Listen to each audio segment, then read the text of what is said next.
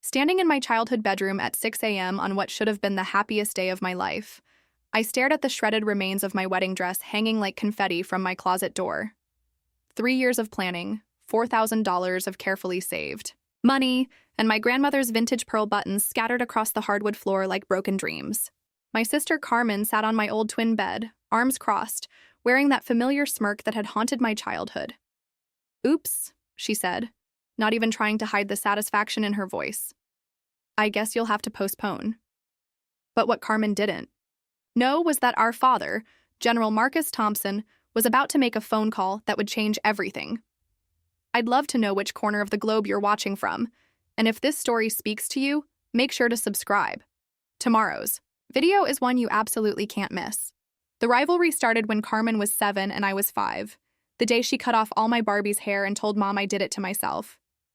Even then, she had this gift for making destruction look accidental, for twisting situations until somehow I was always the problem. Our parents never seemed to notice the pattern, or maybe they just chose not to see it.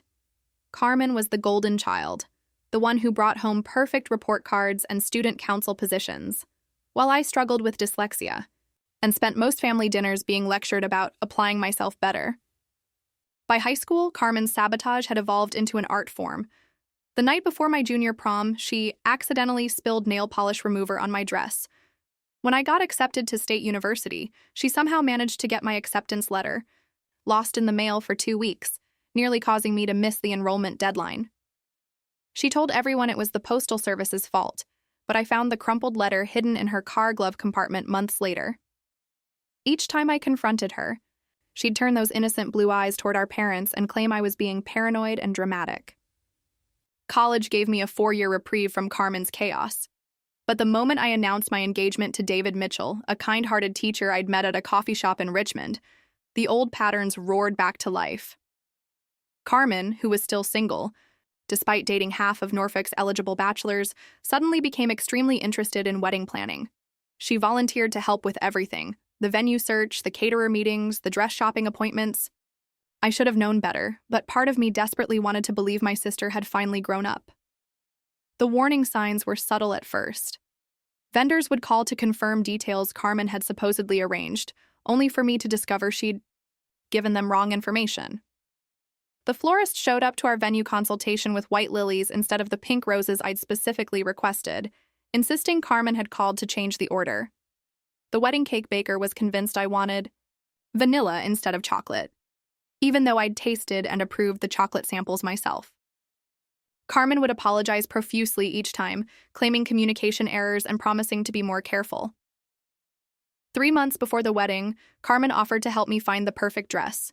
We spent an entire Saturday driving to bridal shops in Virginia Beach, and I finally found it at a small boutique called Evermore Bridal. It was a simple but elegant A-line gown with delicate lace sleeves and a chapel train that made me feel like a princess. The dress was a vintage-inspired piece, and the shop owner mentioned it was the last one in my size from a designer who was retiring. Carmen gushed over how beautiful it looked, took dozens of photos, and even insisted on treating me to lunch afterward to celebrate the find. But as my wedding day approached, Carmen's helpful suggestions became increasingly strange. She questioned my choice of David, wondering aloud if I was settling because I was afraid no one else would want me. She made comments about how the wedding was so much smaller than she'd imagined hers would be someday, and how she hoped the weather wouldn't ruin our outdoor experiment. The night before the wedding, she showed up at my apartment uninvited, claiming she wanted to help me pack my overnight bag for the hotel. That morning started like any bride's dream. I woke up at 5:30 a.m. in the hotel suite David and I had booked, my heart racing with excitement rather than nerves. The ceremony was scheduled for 2 p.m. at Magnolia Gardens, a beautiful outdoor venue overlooking the James River. My maid of honor, Jessica Torres, had already texted that she was on her way with coffee and croissants. Everything felt perfect, magical even. Like all the stress of the past year was finally worth it. I decided to head back to my childhood home to get ready, wanting to have that sentimental moment of putting on my dress in the bedroom where I dreamed about my wedding. Day since I was 12, Mom had transformed the house into a wedding central. Flowers everywhere, my bridesmaids' dresses hanging in the guest room, and the most beautiful morning light streaming through the windows. Carmen was supposed to be at the venue already, overseeing the final setup with the wedding coordinator, which honestly felt like a relief. But when I opened the front door, I heard Carmen's laugh echoing from upstairs. My stomach dropped with that familiar feeling I'd learned to recognize over the years, the sense that something was terribly wrong. I climbed the stairs slowly, each step feeling heavier than the last, and found my bedroom door standing wide, open. That's when I saw her, sitting casually on my old bed like she belonged there, surrounded by what looked like a tornado of white fabric and lace. My wedding dress hung in tatters from the closet door, the beautiful lace sleeves shredded into ribbons, the bodice slashed with what must have been scissors or a knife. The chapel train, which had flowed behind me like liquid silk just days before, was now cut into jagged strips scattered across the floor. But it was the pearl buttons that broke my heart. My grandmother's vintage pearl buttons that I'd specifically asked to have sewn onto the dress, now crushed underfoot like worthless pebbles. Carmen looked up at me with those same innocent blue eyes she'd perfected in childhood. But this time there was something darker behind them. Something that looked almost satisfied. "Oh good, you're here," she said, as if we were about to discuss weekend plans. "I came by early to help you get ready, but I'm afraid there's been a little accident." She gestured toward the destruction with mock concern. "I was trying to steam out some wrinkles and the steamer malfunctioned. The dress just fell apart. These vintage designers really don't make things to last, do they?" I stood frozen in the doorway, my mind struggling to process what I was seeing. This wasn't sabotage disguised as an accident. This was deliberate, calculated destruction. No steamer could have caused cuts this precise, this vengeful. The dress looked like it had been attacked, violated, murdered. Carmen continued her performance, suggesting we call around to see if any bridal shops were open on Saturday morning. Or maybe I could wear Mom's old wedding dress, though it would need significant alterations. But something inside me snapped. Maybe it was seeing my grandmother's buttons crushed on the floor, or maybe it was 23 years of watching Carmen destroy everything I cared about while playing the victim herself. For the first time in my life, I didn't feel sad or defeated or angry. I felt cold, calculating, and completely done with her games. "Carmen," I said quietly, my voice steadier than I'd ever heard it. "Get out of my room." She blinked, clearly expecting tears or panic or begging. "Sarah, don't be dramatic. We need to figure out what you're going to wear. Maybe we can find something at the mall or—" "Get out," I repeated, pulling out my phone. "And Carmen, you're going to pay for this. Every single penny, every single consequence. You have no idea what you've just done." Carmen's confident mask slipped for just a moment, revealing something that looked almost like fear. But she recovered quickly, standing up and brushing imaginary dust from her jeans. "I'm trying to help you, Sarah. This isn't my fault. You're being completely unreasonable." She walked past me toward the door, pausing just long enough to add, "Maybe this is a sign. Maybe you should think about whether David is really worth all this drama." The moment she left, I locked the door and sat down on my childhood bed, surrounded by the wreckage of my dreams. But instead of crying, I did something Carmen would never expect. I called the one person who had never, not once in my entire life, let me down when it really mattered. I called my father. General Marcus Thompson answered on the first ring, the way he always did. His voice carried that unmistakable authority that had commanded respect in Pentagon briefings and NATO summits. But when he heard my voice, it immediately softened with concern. "Sarah, what's wrong, sweetheart?" I had called him exactly 3 times in my adult life for real emergencies. When my car broke down during a snowstorm in college, when I was in the hospital with appendicitis, and now this. He knew something serious had happened. "Dad," I said, my voice finally cracking. "Carmen destroyed my wedding dress. Completely destroyed it. On purpose. 2 hours before I'm supposed to walk down the aisle." There was a silence on the other end that felt different from his usual thoughtful pauses. This was the silence of a military strategist processing information and formulating a response. When he spoke again, his tone had shifted into something I'd rarely heard directed at family matters, his command voice. At 11:45 a.m., a black SUV with government plates pulled into the circular driveway of Magnolia Gardens. I watched from the bridal suite window as 2 people in crisp military uniforms emerged, followed by what looked like a professional pit crew for weddings. Admiral Chen's daughter, Monica, stepped out wearing a tailored Navy suit and carrying a tablet that she consulted like a battle plan. Behind her came a makeup artist, hairstylist, and photographer, all moving with the efficiency of a special forces operation. The Kleinfeld consultant arrived exactly at noon, just as Dad had promised, carrying 3 garment bags like they contained state secrets. When she unzipped the first bag in the bridal suite, I gasped. The dress was stunning, a fitted mermaid silhouette with hand-beaded crystals that caught the light like diamonds, and a cathedral train that flowed like liquid starlight. It was more elegant, more sophisticated, and frankly more expensive looking than anything I could have afforded on my teacher's salary. "This is a Vera Wang," the consultant explained, beginning to steam the dress with practiced precision. "Your father's contact explained that your original dress was vintage-inspired, so we selected pieces that honor that aesthetic while being infinitely more sophisticated. This particular gown was featured in Vogue last month." She hung up the second option, an ethereal ball gown with layers of silk organza that looked like it belonged in a fairy tale. The third dress made my heart stop. It was almost identical to my destroyed dress in silhouette, but elevated in every possible way. Instead of simple lace, this featured French Chantilly lace with hand-sewn pearls. Instead of basic buttons, it had genuine vintage mother-of-pearl closures that caught the light like tiny moons. It was as if someone had taken my original vision and transformed it into something worthy of a royal wedding. Monica Chen worked like a general commanding troops, coordinating every detail with military precision. The makeup artist, a woman named Sophia, who apparently worked with celebrities and politicians' wives, began transforming my tear-streaked face into something camera-ready. The hairstylist, Marcus, created an updo so elegant it looked like it belonged in a museum, incorporating a family heirloom tiara that Admiral Chen had somehow arranged to borrow from a military family's collection.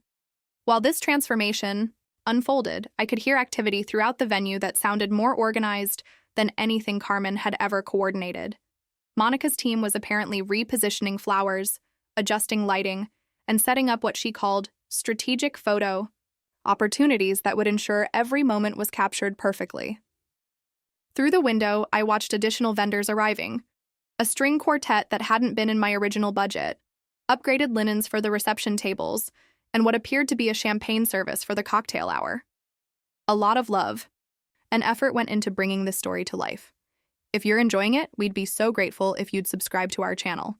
Now, back to where we left off. "Your father wanted to ensure this day reflects what it should have been all along," Monica explained while reviewing her tablet. "Not just a beautiful wedding, but a celebration worthy of someone he clearly loves very much." She showed me photos on her tablet of how the ceremony space had been transformed.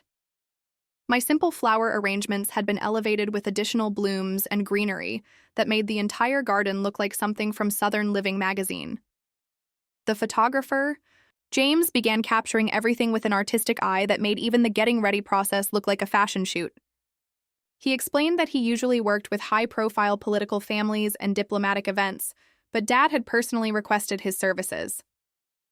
The general was very specific about wanting documentation that would last generations, he said, adjusting his camera settings.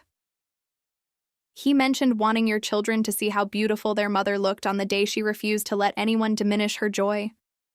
At 1:15 p.m., I stood in front of the full-length mirror in the Vera Wang dress, looking like a version of myself I'd never imagined possible. The woman staring back at me didn't look like someone who could be victimized or overlooked. She looked powerful, radiant, and completely untouchable. Sophia had created makeup that was flawless but natural, highlighting features I'd never realized were beautiful. Marcus had crafted hair that looked effortlessly elegant, as if I woke up every day, looking like a magazine cover. Monica received a text and smiled. "Your father has arrived at the venue. He's handling some final coordination with the venue management." She paused, studying her tablet. "Miss Thompson, I need you to know that what we've created here today isn't just about salvaging your wedding. It's about demonstrating something much more important. Your father has used his resources and connections to show everyone, including your sister, that attacking you was the worst strategic mistake she could have made." Just then, Jessica burst through the door, stopping dead when she saw me. "Sarah," she whispered, You look absolutely incredible, like ridiculously, impossibly beautiful. Her eyes filled with tears. When I heard what Carmen did, I wanted to murder her. But seeing you now, she didn't just fail to ruin your day. She accidentally gave your father an excuse to give you the wedding of a lifetime. Through the window, I could see guests beginning to arrive, including people I didn't recognize. Clearly friends and colleagues of Dad's who had apparently been invited to witness this moment. The ceremony space looked like something from a luxury wedding magazine, and I realized that Carmen's attempt to destroy my day had backfired spectacularly. Instead of a modest teacher's wedding, I was about to have a celebration that would be talked about for years.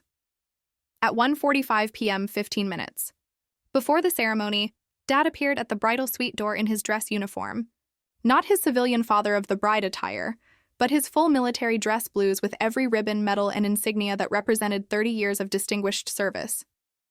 The sight of him took my breath away. This wasn't just my father. Coming to walk me down the aisle, this was General Marcus Thompson making a statement that would be understood by everyone present. "Sarah," he said softly, his eyes filling with tears as he took in my transformation. "You are absolutely magnificent." He stepped into the room and I noticed something I'd never seen before. Other military personnel standing respectfully in the hallway behind him. "Sweetheart, I need to tell you what's been happening while you were getting ready, because you deserve to understand the full picture of what today has become." He guided me to the window overlooking the ceremony space, which now looked like a venue that could host diplomatic receptions. When I made those calls this morning, I wasn't just arranging emergency wedding services. I was activating a network of people who understand something fundamental about leadership and family loyalty. Every person down there, the vendors, the staff, the additional guests you don't recognize, they're here because they believe in protecting what matters. I could see the ceremony space was now filled with at least 50 more people than we'd originally invited. Military families, Dad's Pentagon colleagues, and what appeared to be local dignitaries were mingling with our original guest list. David stood at the altar looking stunned but happy, clearly overwhelmed by the transformation of our simple garden wedding into something that resembled a state event. "Dad, this is incredible, but where's Carmen?" I asked, suddenly realizing I hadn't seen her since that morning. His expression shifted into what I could only describe as strategic satisfaction. "Carmen is currently sitting in the venue coordinator's office with your mother, having a very illuminating conversation about accountability and consequences. She arrived an hour ago expecting to watch you scramble to salvage your wedding, only to discover that her sabotage had triggered something far beyond her comprehension." He handed me a manila folder. "Sarah, I need you to see something before we walk down that aisle. Inside that folder is documentation of every vendor Carmen contacted over the past 3 months. Every change she made to your wedding plans. Every lie she told. We have email records, phone recordings from vendors who were confused by conflicting instructions, and financial records showing deliberate interference." I opened the folder with shaking hands. Inside were printed emails showing Carmen had contacted the caterer 3 times trying to change the menu to foods I was allergic to. Phone logs from the florist showed she'd attempted to cancel my flower order entirely just 2 weeks ago. Most shocking was a recorded conversation with the venue coordinator where Carmen had tried to change the date, claiming I'd had a family emergency and needed to postpone. "How did you get all this?" I whispered. Dad's smile was both proud and slightly dangerous. "Sarah, I've spent 3 decades in military intelligence and strategic operations. When someone declares war on my daughter, they're declaring war on someone who has extensive experience winning wars. Carmen made the mistake of thinking she was playing a game with no real consequences."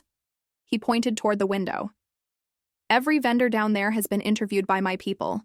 They're all prepared to testify about Carmen's interference if necessary. The photographer has documented everything, including the destroyed dress. We have a complete case file that would hold up in any court of law." His voice carried the weight of absolute authority.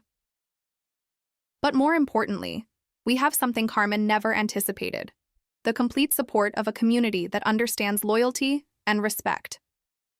Monica appeared in the doorway. "General Thompson, it's time. The groom and his groomsmen are in position. The guests are seated. And ma'am," she turned to me, "you need to know that when you walk down that aisle, you'll be walking into a celebration. that represent something much larger than just your wedding day. You'll be walking into your father's public declaration that no one, not family, not anyone, gets to diminish his daughter. As we prepared to leave the bridal suite, Dad offered me his arm with military precision. Sarah, when we step out, there everything changes. Carmen will see what happens when someone with real power decides to respond to an attack. She'll see that her little games have consequences in the real world. Most importantly, she'll understand that she has permanently lost any influence over your happiness. Walking toward the ceremony, I could hear the string quartet playing a processional that sounded far more sophisticated than anything in my original budget. Through the windows, I caught glimpses of the transformed garden, flowers everywhere, elegant lighting and seating that looked like it belonged at a diplomatic reception. This wasn't just a wedding anymore.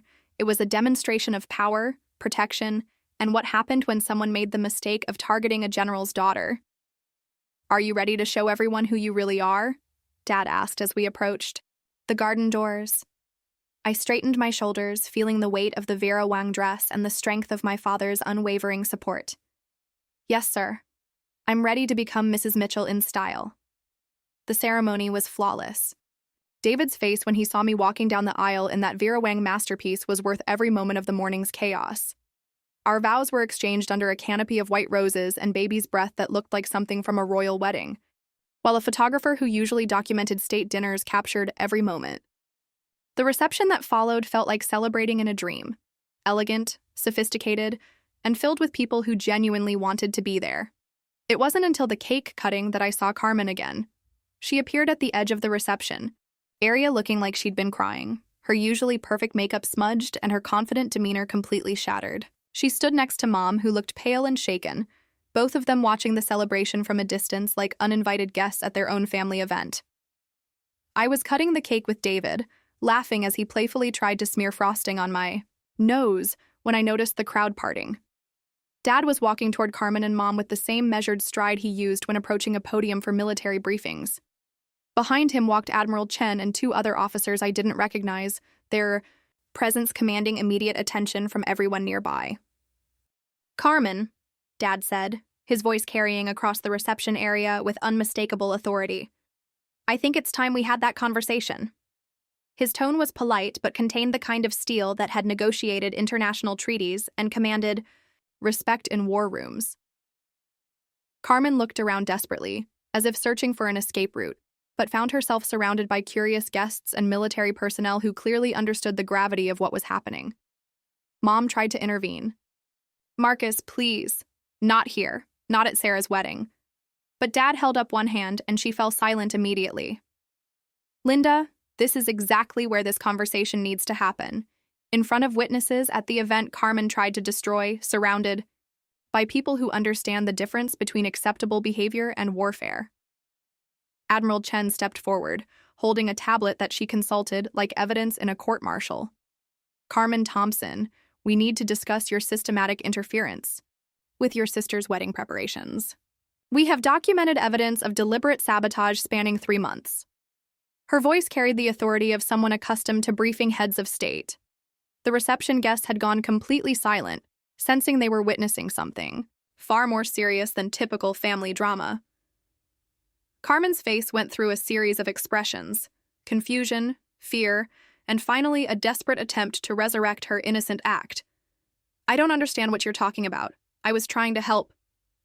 "Sarah, if there were miscommunications with vendors, that's not my fault." But her voice lacked its usual conviction, and she kept glancing around at the crowd of witnesses surrounding her. Dad opened the manila folder he'd shown me earlier, pulling out a stack of printed documents. "Carmen, these are phone records showing 17 separate calls you made to Sarah's vendors, each time providing false information or attempting to cancel services. This is an email thread where you tried to convince the caterer that Sarah had developed life-threatening allergies to foods she's eaten her entire life. This is a recording of you telling the venue coordinator that the wedding needed to be postponed due to a family emergency that didn't exist." The color drained from Carmen's face as Dad continued. "This documentation shows a pattern of deliberate psychological warfare that would be considered criminal harassment in a military context. You didn't just destroy a dress this morning, Carmen. You've been conducting a sustained campaign to sabotage your sister's happiness for months. One of the other officers, a woman with colonel's insignia, stepped forward. Miss Thompson, in my professional assessment, your behavior represents a clear pattern of psychological manipulation and deliberate sabotage. This goes far beyond normal.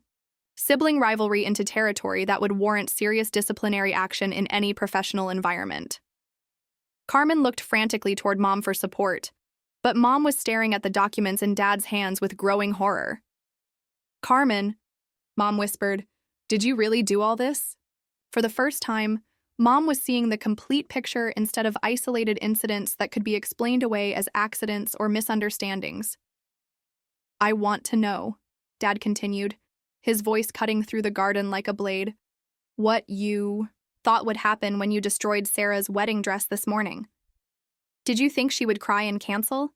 Did you think you would finally succeed in breaking her spirit? Or did you simply enjoy the idea of causing pain on what should have been the happiest day of her life? Carmen's composure finally cracked completely. She doesn't deserve this, she shouted, gesturing wildly at the elegant reception surrounding us. She's nobody special. She struggled in school, she married a teacher, she's just ordinary. Why does she get this perfect wedding when I'm still alone? Why does everyone suddenly care about precious Sarah when I'm the one who's been successful my whole life?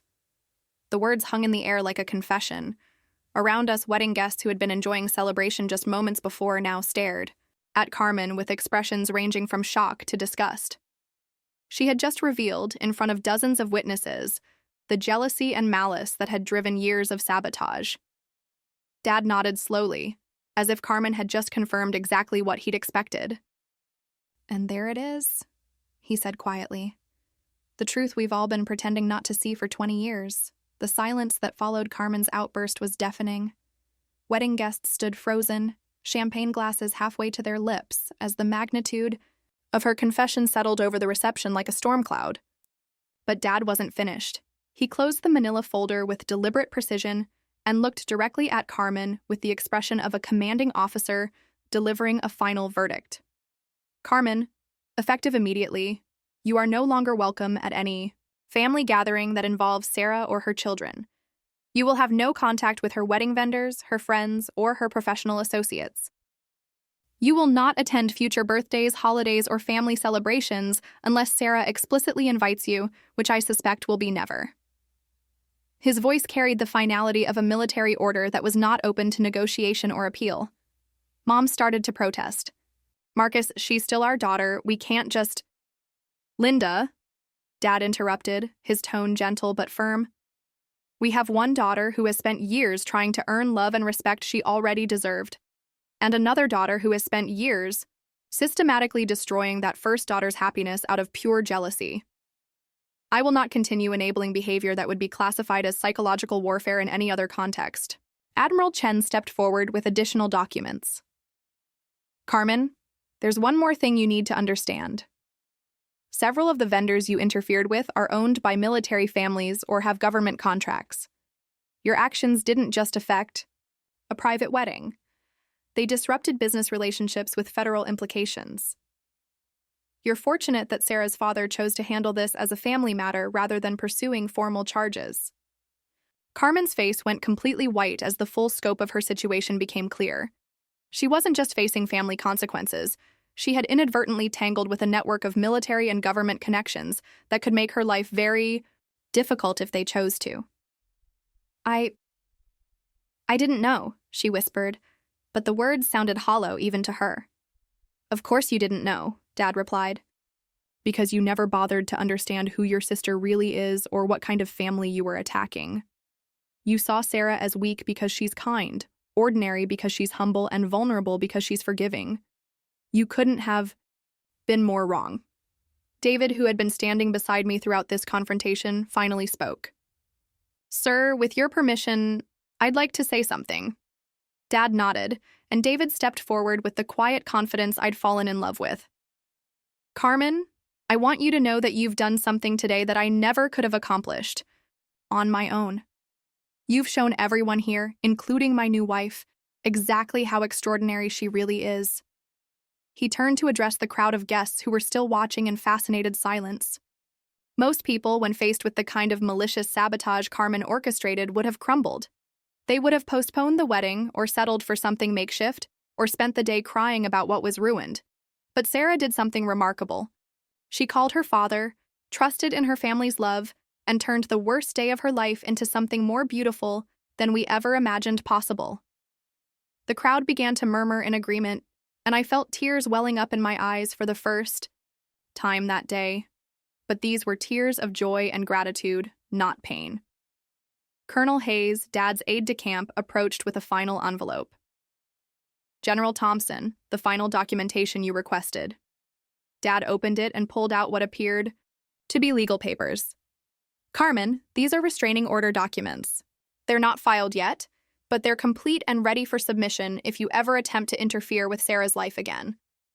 Additionally, we've prepared a comprehensive report of your actions that will be kept on file. Any future harassment of Sarah will result in immediate legal action backed by the full resources of the United States military legal system. The transformation was complete. Carmen, who had spent years wielding psychological manipulation like a weapon, now stood completely powerless in the face of real authority and consequence. She looked around desperately for support, but found only disapproving faces and the clear understanding that she had crossed a line from which there was no return. "I think it's time for you to leave," Dad said simply. "Your mother can drive you home. You are not welcome at the rest of this celebration." Carmen opened her mouth as if to argue, then seemed to realize the futility.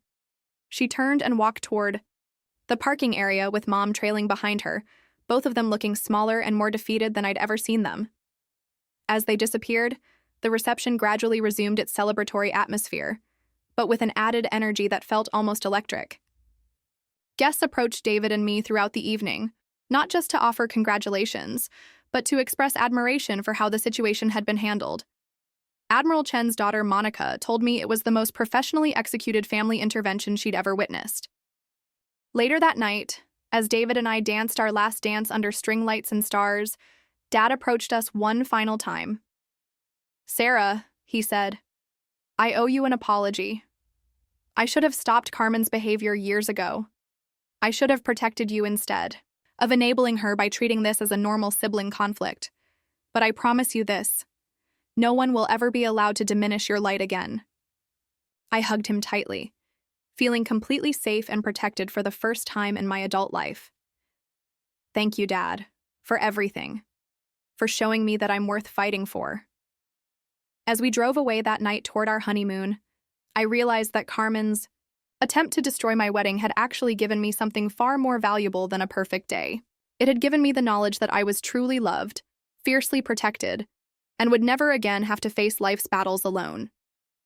The wedding she tried to ruin became the foundation of a marriage built on love, respect, and the unshakable knowledge that some people will always have your back when it matters most. Looking for more? We've got 2 amazing stories ready for you right on screen. If this one touched you, these are absolutely worth your time. Click to watch them now. And hey, subscribe and hit that bell to never miss our latest uploads.